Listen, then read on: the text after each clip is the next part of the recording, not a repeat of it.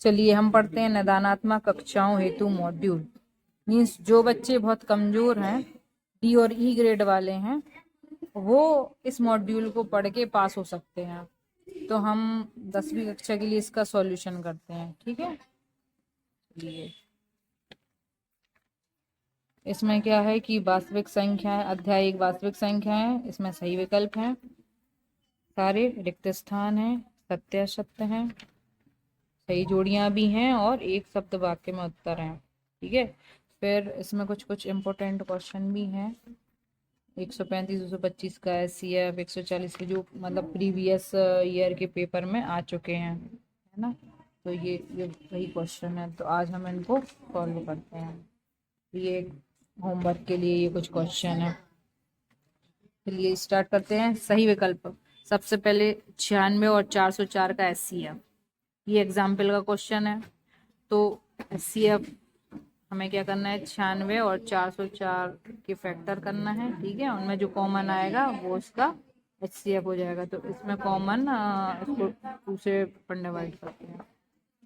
4 जाए 2 16 2 जाए 2 4 जाए 2 1 जाए 2 2 जाए 2 6 3 जाए, ये भी 2 से जाएगा, 2 जा 4 0 2 2 1 जाए 2 0 1, ये 101 प्राइम नंबर है तो ये 101 से ही जाएगा, ठीक है। इसमें जो भी कॉमन आ रहा है, तो कॉमन इसमें 2 आ रहा और इसमें भी 2, तो ये दोनों कॉमन है, तो 2 इंटू 2 SCF क्या हो गया 4, ठीक है। अब 12 15 का SCF बताना है, तो 12 और 15 किसकी टेबल में आते हैं, 3 की टेबल में आते हैं, तो इसका SCF क्या हो जाएगा 3। फिर दो संख्याओं का गुणनफल 32 है, उनका LCM 8 है, तो इनका SCF होगा। तो फॉर्मूला होता है ना, दो संख्याओं का LCM into SCF equals to A into B, मतलब दोनों संख्याओं का गुणनफल। तो गुणनफल हमें दिया है 32, एक LCM दिया है जो कि 8 है, SCF निकालना है। तो SCF बराबर क्या होगा 32/8, 8 4 जा 32, SCF कितना हो जाएगा 4, ठीक है। फिर 4 और 7 का महत्तम SCF फाइंड करना है, महत्तम समापवर्तक। तो SCF दोनों में जो कॉमन होगा वो होगा, तो 4 और 7 में कॉमन कुछ नहीं आएगा एक के अलावा, इसलिए 1 हो जाएगा SCF इसका। फिर संख्याओं 5 15 20 के लिए LCM और SCF का अनुपात होगा, तो सबसे पहले इसका अपन LCM निकालेंगे फिर SCF निकालेंगे, ठीक है। तो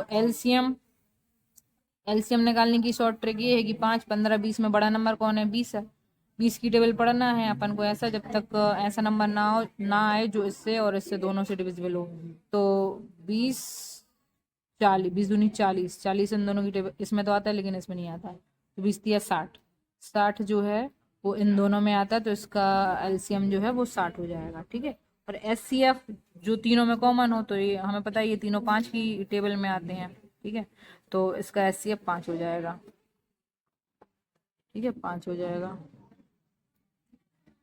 तो SCF 5 हो गया। बस अनुपात ज्ञात करना है ना, तो 60:5 से काट दो, 12 टाइम में 12:1 हो जाएगा आंसर डी। निम्नलिखित में से कौन सी अपरिमेय है, तो √2 √3 √5 सभी अपरिमेय है, तो सब हो जाएगा।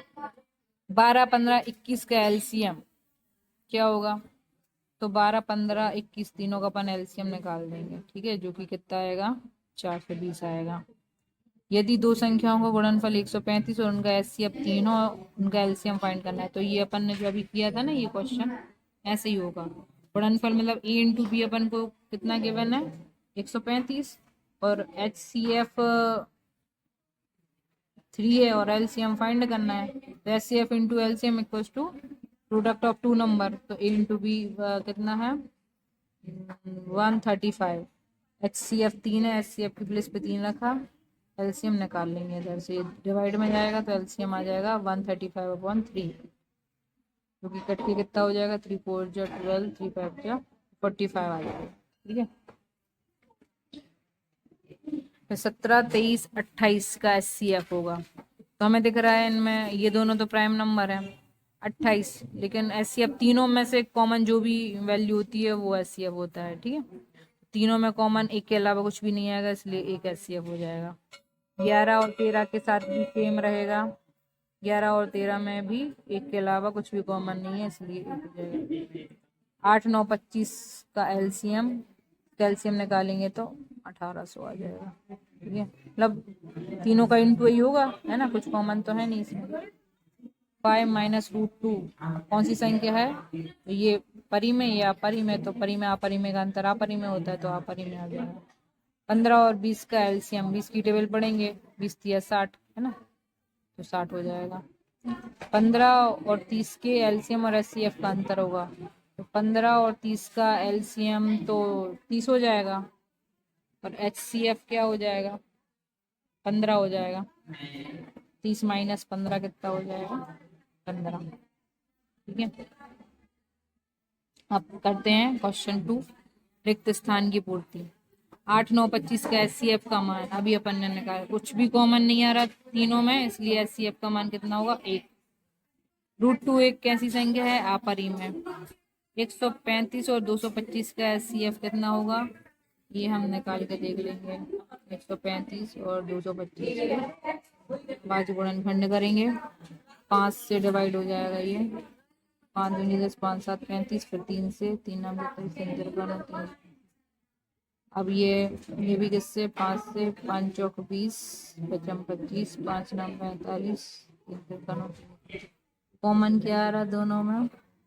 1 5 दोनों में है, और 2 3 इसमें है, और 2 3 इसमें भी है ना, तो 1 5 आया, 2 बार 3 आया, तो देखो 9 45 आ जाएगा। ठीक है, फिर रूट टू भी एक अपरिमेय संख्या। ठीक है, ये रिक्त स्थान कंप्लीट। अब सत्य असत्य। सत्य असत्य में क्या है? एक प्राकृत संख्या का अभाज्य गुणनखंडन उसके गुणनखंडों के क्रम को छोड़ते हुए एक अद्वितीय होता है। ये अंक गणित की आधारभूत प्रमेय है। ठीक है, जो कि सत्य है। तो भी कथन प्रमेय का कथन लिखा हो तो वो सत्य ही होता है हमेशा।